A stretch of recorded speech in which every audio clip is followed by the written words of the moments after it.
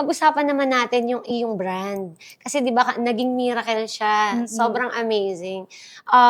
Ngayon na talagang lumalakas na rin siya talaga sa market and wino-workout niyo na rin siya, ano yung mission and vision niyo para sa brand na 'to? Okay, actually, the mission and vision is of course to provide quality products na masasatisfy yung mga customers.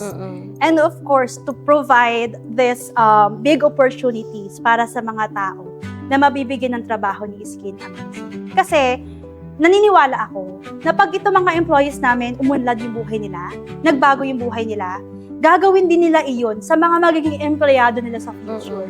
And that's how we make heaven on earth. Yes. Miss May, ano ba yung mga products na meron kayo now sa market? So yun, yung pinakauna nag-viral sa amin, si Fresh Fade, Tawas Calamansi with Niacinamide and Glutathione Cream, na ano siya, underarm cream siya, whitening cream. Tapos, scented to, baby powder scent. Tapos, meron na rin unscented. So, may mga tao kasi na nagre-request ng unscented kasi pwedeng hindi nahihiya kapag scented. So, naglabas na rin kami ng unscented. And of course, dahil nga may mga nagre-request din na gusto naman nila ini-spray. Kaya naglabas kami ng ka-partner na Fresh Fade din, pero spray. Scented to. So, ang pinagkaiba lang nila, cream itong isa, then itong isa, Dio Mist naman siya. Pero the ingredients is parehas. Tawas, niacinamide, glutathione, and calamansi. Tapos, ito naman yung unscented namin.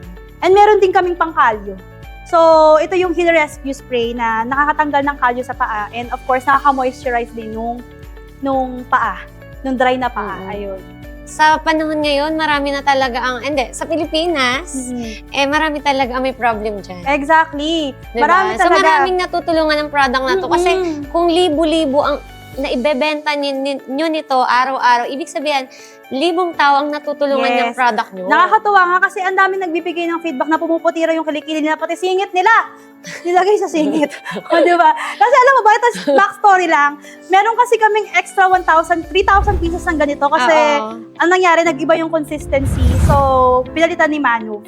So, ang nangyari, yung 3,000 pieces na yun, natenga sa warehouse. Ang pinagawa ko, sige, pamigay nyo sa lahat. Ang feedback, ma'am, pumuputi na po ang singit ng lahat ng tao dito sa office. So, ayun yung product namin ngayon. Pero marami pa rin kaming ilalabas. Na, syempre, mag-R&D kami. And syempre, yung ilalabas natin is yung more on nakakasolve talaga ng problem.